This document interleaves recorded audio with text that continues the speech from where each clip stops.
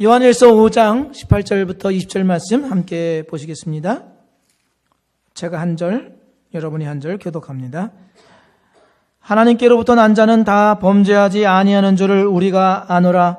하나님께로부터 나신 자가 그를 지키심에 악한 자가 그를 만지지도 못하느니라.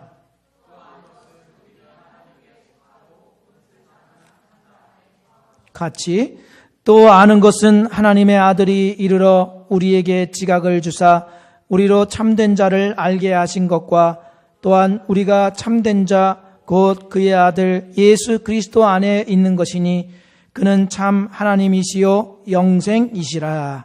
아멘. 다시 한번 양옆과 앞에 있는 분들 마음을 담아 사랑하고 축복합니다. 인사 나누겠습니다.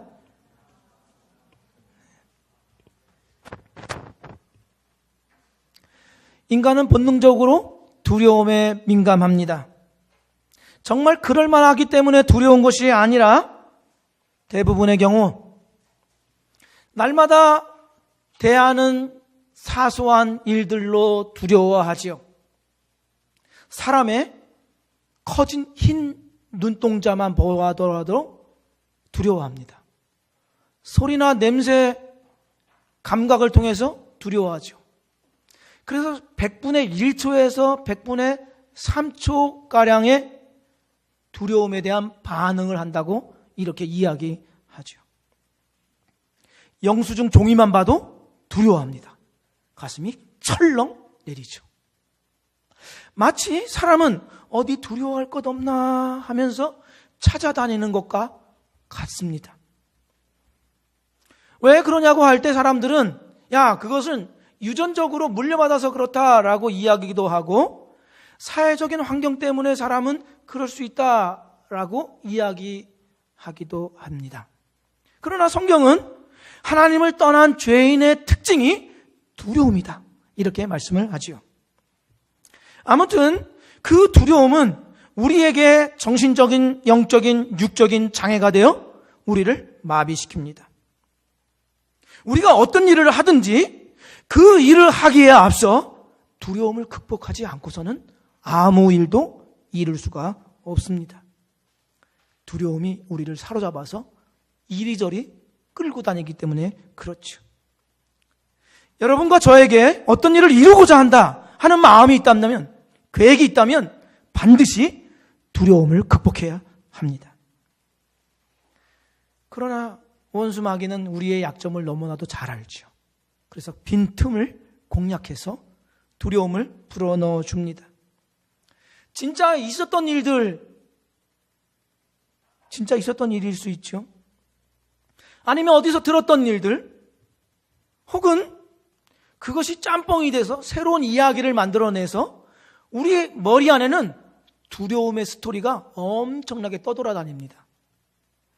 그래서 여차만 하면 그것을 단박에 생각나게 해서 마음이 철렁 내리고 움직이지 못하는 마비된 삶을 살아가도록 그렇게 유혹하죠.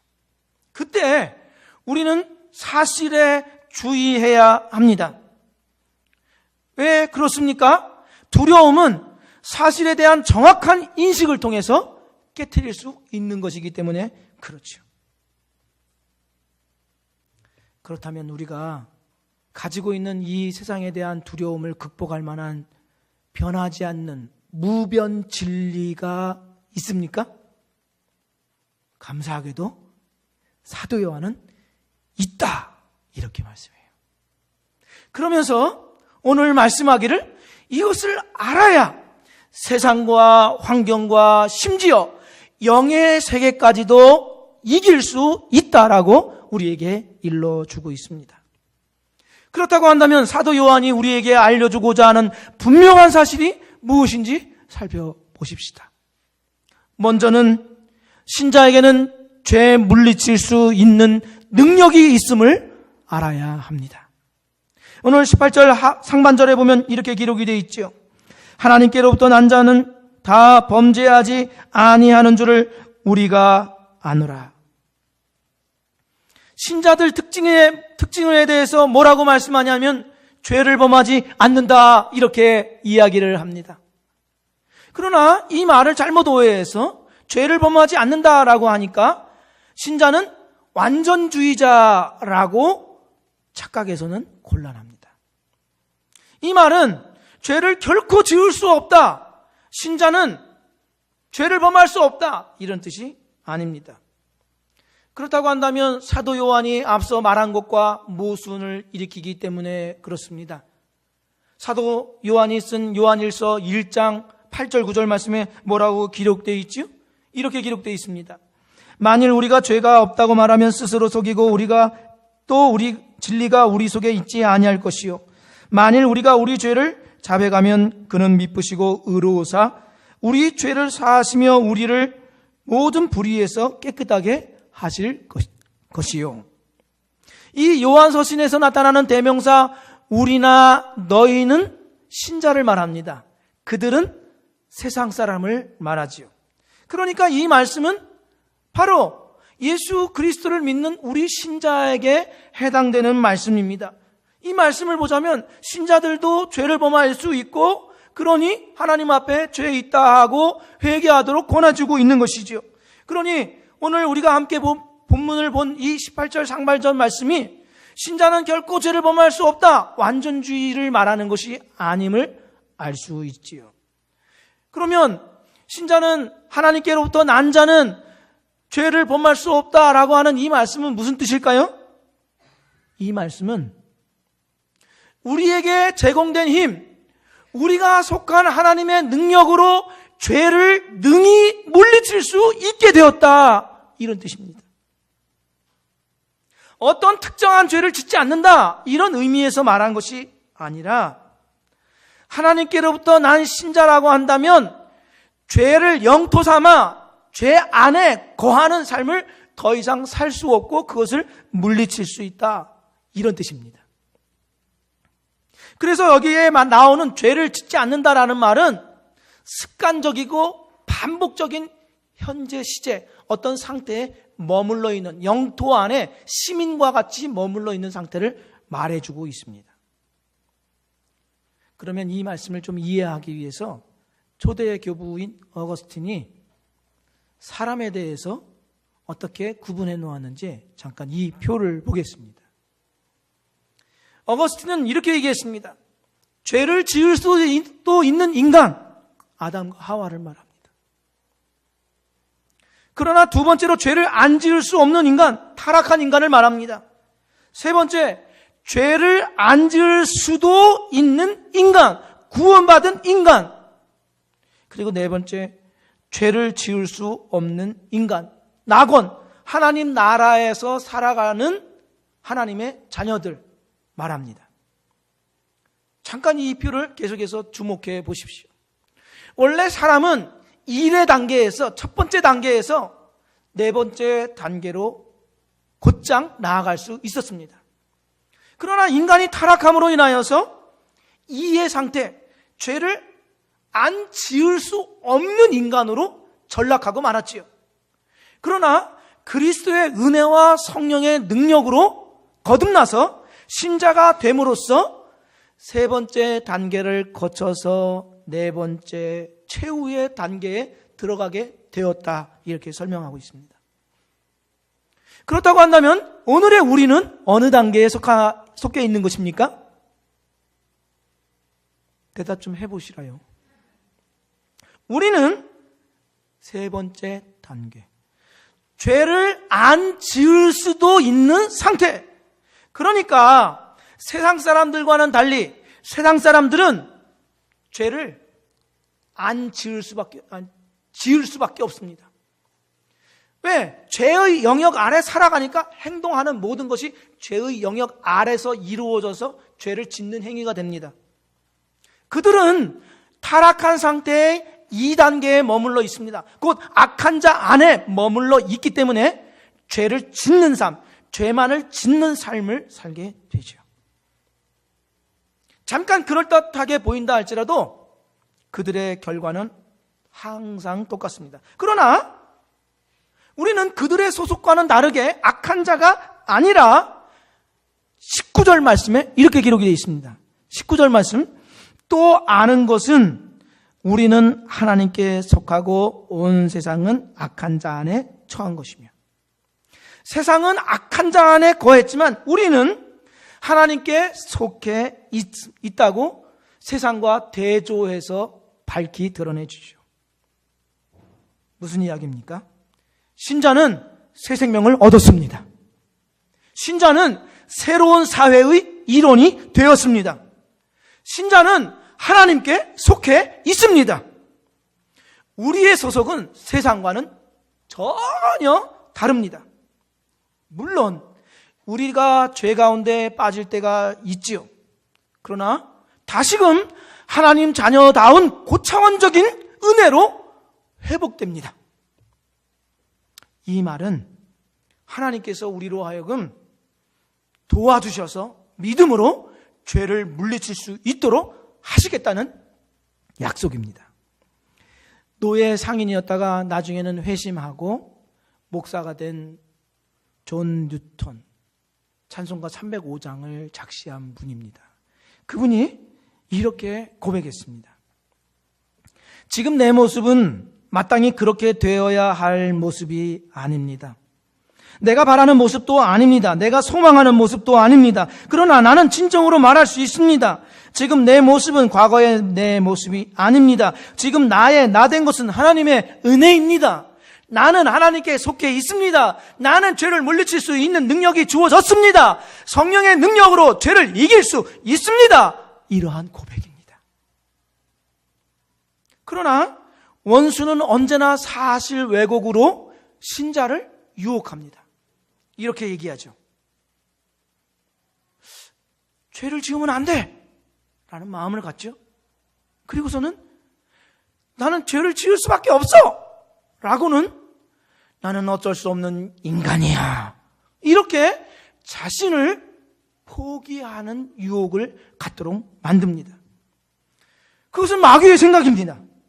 하나님은 우리에게 죄를 담대하게 물리칠 수 있는 성령의 능력 주심을 믿으시기를 바랍니다. 누가 지어냈든지 두려움이 우리 안에 머물러서 너는 죄를 지을 수밖에 없어, 죄의 종로로 해야 한다라고 우리의 심령 가운데, 영혼 가운데 악한 말을 들려줄 때마다 하나님 아버지께서 나를 죄 가운데 꺼내셔서 주의 나라 백성 되게 하신 이 구원의 스토리에 주목하십시오.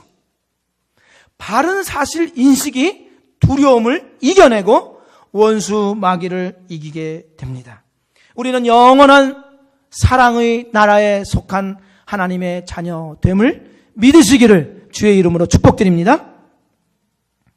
두 번째로 사도 요한이 우리로 하여금 세상과 환경과 악한 영까지 이길 수 있기 위해 알아야 될 것은 예수님이 우리의 인생의 동반자로 지켜주심을 알아야 한다라고 말씀합니다. 18절 중반절을 보시면 하나님께로부터 나신 자가 그를 지키심에 라고 되어 있죠. 이 지키다는 말은 주님이 그의 백성을 보살피고 돌보고 주시한다 이런 뜻입니다. 그에게서 눈을 떼지 않고 지켜주신다 이런 뜻이죠. 사도 요한의 이 편지를 받는 수신자들은 교회 안팎으로 많은 어려움을 겪고 있었습니다. 삶도 퍽퍽하고 또 미래에 대해서도 장담할 수 없는 그러한 어려운 환경과 시대를 살아가야만 했죠. 그때 사도 요한은 이 말씀을 하시는 것입니다. 하나님의 독생자이신 예수께서 너희들을 돌보고 계신다. 너희들에게서 눈을 떼지 아니하고 함께 하신다. 이 말씀을 들려주십니다. 이 말씀을 구약 성경으로 보자면 이렇게 말씀드릴 수가 있습니다. 신명기 1장 29절 이하의 말씀에 같이 읽겠습니다. 내가 너희에게 말하기를 그들을 무서워하지 말라, 두려워하지 말라. 너희보다 먼저 가시는 너희의 하나님 여호와께서 애굽에서 너희를 위하여 너희 목전에서 모든 일을 행하신 것 같이 이제도 너희를 위하여 싸우실 것이며 광야에서도 너희가 당하였거니와 사람이 자기의 아들을 안는 것 같이 너희의 하나님 여호와께서 너희가 걸어온 길에서 너희를 안으사 이곳까지 이르게 하셨느니라. 그는 너희보다 먼저 그 길을 가시며 장막 칠 곳을 찾으시고 밤에는 불로 낮에는 구름으로 너희가 갈 길을 지시하신 자이시니라. 이 말씀 잘 보십시오. 저는 이 말씀이 너무너무 좋습니다. 하나님에 대해서 뭐라고 이야기하냐면 너희보다 먼저 가시는 너희의 하나님 여호와. 우리가 살아가야 하는 모든 인생의 길을 먼저 앞서 살아주시는 하나님. 그리고 뒤에도 똑같이 이렇게 돼 있죠. 그는 너희보다 먼저 그 길을 가시며. 하나님이 그의 백성에게 하나님이 되어 주시겠다고 하는 것은 통치와 보호를 약속하는 것입니다. 하나님은 이스라엘에게 이러한 약속을 하셨죠. 그 약속의 말씀대로 이스라엘의 어두운 과거를 지키셨고 힘겨운 현재를 지키시고 불안한 미래를 지키셨습니다. 하나님께서 먼저 앞서 가셔서 살아주셨습니다. 이 말씀은 하나님만이 주실 수 있고 모든 백성에게 동일하게 주어져 있는 약속입니다. 톨킨의 반지의 제왕, 거기에 4명의 호빗이 샤이어 왕국을 떠나서 위험한 여행길에 오르게 되죠. 그러다가 삶의 힘겨운 일들로 닳고 다른 것과 같은 낯선 사람 스트라이더를 만나게 됩니다. 이 스트라이더를 알고 보니까 변방 지역의 어두운 곳곳을 다니면서 그 마을을 지켜주는 전사였습니다. 그런데 마을 사람들은 이 사람을 그냥 건달로만 알지요. 호빗들은 이 스트라이더에게 뭔가 다른 점을 발견하게 됩니다. 그러면서 이 호빗의 4명의 호빗이 여행을 하면 할수록 스트라이더의 정체가 하나씩 드러나게 됩니다. 호빗들은 놀라지요. 이 스트라이더의 이름은 아라곤. 아라곤으로 전사들 사이에서는 두려움과 존경의 대상으로 지혜와 용맹을 갖춘 전사였습니다. 여기에서가 아니죠. 여기에서 끝나는 것이 아닙니다. 조금 더 그의 삶을 함께 이 위험한 여행길을 지나면서 그들을 도와주는 아라곤을 보니까 그는 누구냐 하면 중간 세계를 유업으로 받아야 되는 왕, 모든 사람들이 기다렸던 최후의 왕, 만왕의 왕이라는 사실을 알게 되고 그 앞에 경배를 하죠. 마치 아무것도 아닌 존재와 같이 그들 곁에 서서 그들에게 전사가 되어주시고 그들의 위험과 곤경 속에서 끊임없이 함께 하시는 전사, 왕임을 알게 된 것입니다. 그러나 하나님은 위대한 전사가 아니라 그의 아들 참 하나님이신 예수 그리스도를 우리를 위해 이 땅에 보내셨다고 말씀하십니다. 여러분들은 전혀 감격스럽지 않은 표정으로 늘 일관하고 있습니다. 20절 하반절 말씀에도 이렇게 되어 있죠. 쉬운 성경으로 보자면 우리의 생명에 참되신 하나님 곧 그분의 아들 예수 그리스도 안에 있습니다. 그는 참 하나님이시며 영원한 생명이십니다. 신자는 영원한 생명이신 예수 그리스도 안에 보호받고 있다. 이렇게 말씀한 것입니다. 이 말씀, 지금 읽은 이 말씀과 더불어서 저 위대한 사도 바울의 선언을 들어보십시오. 이 말씀을 계속해서 반복해도 전혀 지루하거나 거북하지 않습니다. 능력이 됩니다. 은혜가 됩니다. 새로운 능력을 공급받는데 이 말씀 들어보십시오. 누가 우리를 그리스도의 사랑에서 끊으리요? 환난이나 곤고나 박해나 기근이나 적신이나 위험이나 칼이랴. 기록된 바 우리가 종일 주를 위하여 죽임을 당하게 되며 도살당할 양같이 여김을 받았나이다 함과 같으니라. 그러나 이 모든 일에 우리를 사랑하시는 이로 말미암아 우리가 넉넉히 이기느니라. 내가 확신하노니 사망이나 생명이나 천사들이나 권세자들이나 현재 일이나 장래 일이나 능력이나 높음이나 기쁨이나 다른 어떤 피조물이라도 우리를 우리 주 그리스도 예수 안에 있는 하나님의 사랑에서 끊을 수 없으리라. 여기 장래 일을 보십시오. 우리는 미래가 불안합니다. 미래에 관한 정보는 우리로 하여금 용기를 주는 것이 아니라 두렵게 만듭니다. 움츠러들게 만듭니다. 내가 어떻게 살아야 되지? 나는 과연 살 수 있을까? 이러한 두려움과 불안이 우리를 엄습해 옵니다. 담대하지 못하게 만듭니다. 무엇이든지 자신감 없는 사람들로 그렇게 만들죠. 그러나 이 말씀을 보십시오.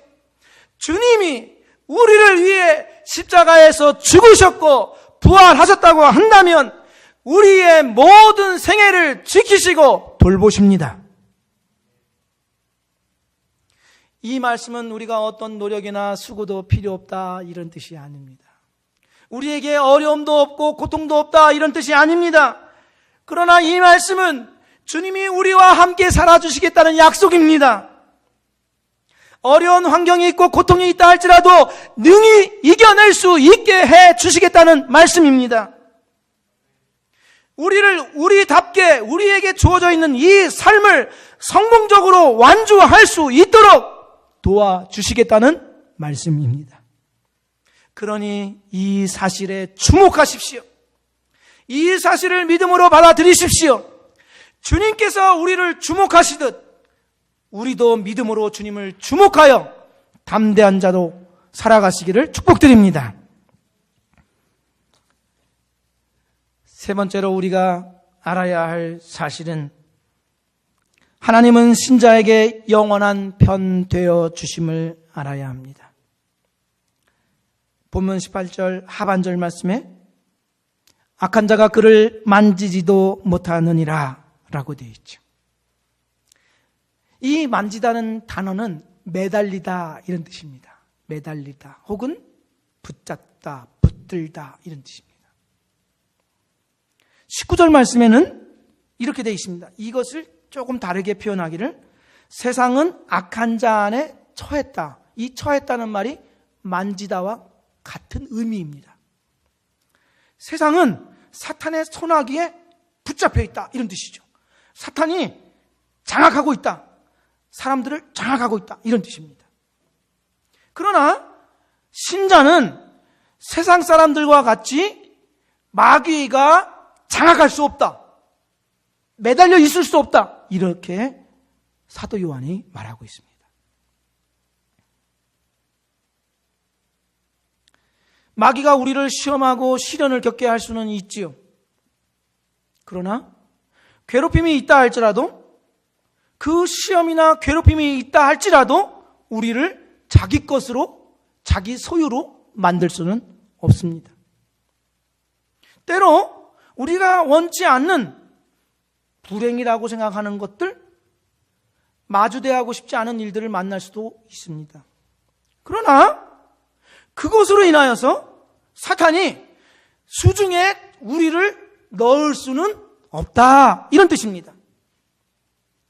세상은 악한 자 안에 처해 있기 때문에 사탄이 마음대로 좌지우지할 수 있죠. 신자는 그렇게 할 수 없습니다. 우리는 그렇게 당할 수 없습니다. 왜? 신자인 우리는 하나님의 권속, 하나님의 가족이기 때문에 그렇죠. 예수님의 품 안에서 돌봄과 사랑을 받는 주의 자녀입니다. 신자를 향하여서 사탄은 교묘한 유혹과 제안을 통해서 넘어뜨리려고 하고 때론 넘어지기도 할 수도 있습니다만 우리를 붙잡아서 자기 것 삼는 일들이란 결코 없다는 것이 성경의 약속입니다. 사도 요한이 이것을 들려주고 싶어 했습니다. 그러면 한 사건을 통해서 이 사실을 좀 더 살펴보죠. 민수기 23장 19절 이하의 말씀에 이렇게 되어 있습니다. 하나님은 사람이 아니시니 거짓말을 하지 않으시고 인생이 아니시니 후회가 없으시도다.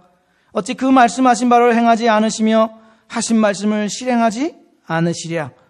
내가 축복할 것을 받았으니 그가 주신 복을 내가 돌이키지 않으리라. 야곱의 허물을 보지 아니하시며 이스라엘의 반역을 보지 아니하시는도다. 여호와 그들의 하나님이 그들과 함께 계시니 왕을 부르는 소리가 그 중에 있도다. 야곱을 해할 점술이 없고 이스라엘을 해할 복술이 없도다. 이 말씀 잘 보십시오. 이 말씀은 하나님은 사람이 아니시니 거짓말하지 않고 인생이 아니시니 후회가 없다. 이 말은 누가 한 거냐면 경건한 사람이 이야기한 게 아닙니다. 이스라엘 백성이 저 애굽에서 나와서 가나안 땅을 향해 가고 있는 중에 모압 왕 발락이 그들의 지나가는 것을 두려워한 나머지 그 당시 그 시대에 가장 용하다고 하는 점술과 거짓 선지자 발람을 초청했습니다. 그 발람을 초청해서 이스라엘 백성을 저주해달라고 많은 돈과 명예를 줄 테니 그들을 저주해달라고 했습니다. 그랬더니 하나님께서 이 점술가 발람에게 말씀하시기를 딴 이야기하면 죽여버리겠다. 내가 너의 입에 준 말만 이야기하라. 그렇게 해서 이 점술가 발람이 이스라엘 백성을 향하여서 이 말을 하는 것입니다. 하나님은 인생이 아니시니 후회가 없다, 실수가 없다, 그들을 축복하겠다 하는 이 축복의 말씀을 점술관을 통해서 들려주게 된 것이죠. 이 말씀 너무너무 좋습니다. 이렇게 이야기하죠. 사람들은 야곱의 허물을 보고 이스라엘의 반역을 볼지라도 원수는 우리의 허물과 반역을 볼지라도 하나님은 우리의 허물과 반역을 예수 그리스도의 능력으로 패스 이렇게 하신다는 거예요. 그러면서 이 말씀 보십시오.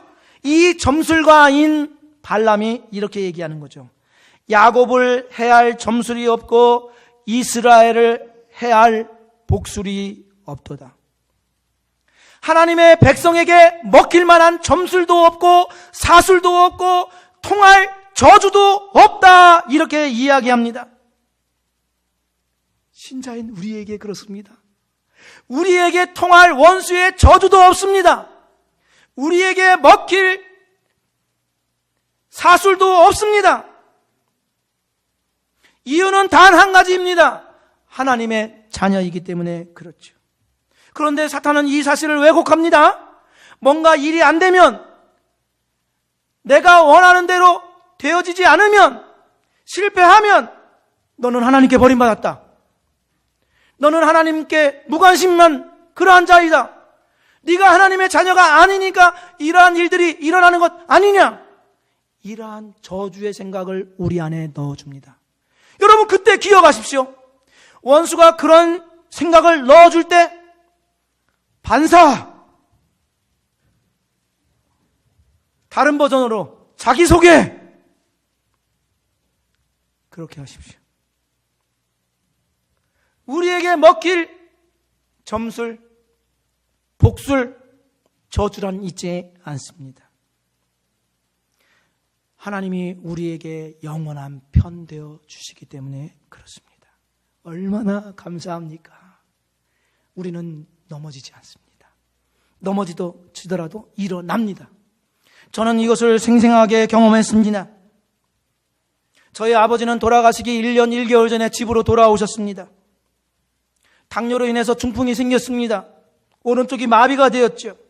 아버지는 평생 마귀의 권세 아래 붙잡혀 살았습니다. 노상, 늘, always. 난 60만 되면 머리 깎고 스님이 되겠다 그랬습니다. 그러다가 집에 들어와서 예수를 영접했습니다. 반신불수니까. 불편한 몸으로 학습받았습니다. 이제 세례를 받아야 됩니다. 그런데 그 이후에 문제가 생겼습니다. 그러니까 주일 새벽 1시나 2시쯤 되면 괴성이 아버지가 계신 그 방에서 나옵니다. 그냥 보통 소리가 아닙니다. 우리가 소리를 지르는 그 정도의 소리가 아닙니다. 끊임없이 소리를 질러댔습니다. 그 집에서 1년 만에 쫓겨났습니다. 시끄럽다고. 한 번은 제가 1년 1개월 동안 목욕을 시켜드리는데, 목욕을 시켜드리고 자리에 눕혀드리니까 너무 고맙다고 하면서 제가 괜찮습니다 라고 하니까 남이 앞을 타불 그러는 거예요. 그리고선 눈이 돌아가고 입에서는 거품이 나오면서 남이 앞을 타불 그러면서, 이 오른쪽을 못 쓰는 분이 얼마나 힘이 센지 그때 성경에 나오는, 비교할 수는 없지만 거라사인, 귀신 들린 거라사인의 그 사람이 생각났습니다. 성경 말씀 테이프를 들려주면 좋을 것 같아서 그 당시 S사 제품의 새로운 카세트 오디오를 샀습니다. 그래서 로마서 말씀을 제가 재생 버튼을 눌러서 들려드렸습니다. 몇십 초 있다가 그 버튼이 탁 튀어나옵니다. 제가 분명히 얘기했죠. 새 제품이라고, 중고 아니라고. 또 재생 버튼을 누르면 몇십 초 있다가 재생 버튼이 탁 튀어나와서 더 이상 작동이 안 됩니다. 사단의 역사인 줄 알고 재생 버튼을 손가락으로 계속 누르고 있으면서 누가 이기나 보자 기도를 했습니다. 이겼죠. 주일에 예배를 드리려고 하는데 집에서 전화가 왔습니다. 아버지가 돌아가실 것 같다고. 그래서 정신을 잃어버리는데 돌아가실 것 같으니까 빨리 와야 되겠다고 전화가 왔습니다. 나는 예배를 드려야 되겠고. 제가 전화해야 되고 그랬습니다. 걱정하지 말라고. 지금 돌아가실 때가 되지 않았으니까 119에 전화하라고 그랬어요. 그리고서 그 이후에 아무런 연락이 없는 걸 보니까, 아, 내가 생각하고 믿었던 대로 됐구나라고 생각하고는 주일에 저녁 그 사역을 다 마치고 저녁에 되돌아갔습니다. 집에 가서 이야기, 아버지가 병원에 왔다가 병원에서 치료받고 오셨다고 하니 얘기를 들었습니다. 주일에 이렇게 누워있는데 주방하고 연결되어 있는 그 방에 누워 계신데 그 탁자 밑에서 시커먼 놈 세 놈이 낄낄거리면서, 조그만 놈들이 낄낄거리면서 오더니만 두 놈은 양쪽 발을 잡고 한 놈은 입에다 무엇인가를 쏟아 부어서 정신을 잃어놓으라고 그런 이야기를 하셨습니다. 평생 사단의 종로로 하다가 예수 그리스도를 믿는 고백으로 하나님의 백성이 되니 다시 빼오려고 하는 사단의 괴계임을 알았습니다. 1년 동안 싸웠습니다. 그런데 하나님께서는 결코 양보하거나 놓으신 일이 없습니다. 돌아가실 때 이렇게 돌아가셨습니다. 예수 그리스도 천국에 입성하셨습니다. 주님께서 우리와 함께 하신다면 해할 자가 없습니다. 우리가 어려운 일을 당하거나 고통스러운 일을 겪을 수 있죠. 그러나 그것이 하나님의 사랑 변질을 말하는 것은 결코 아닙니다.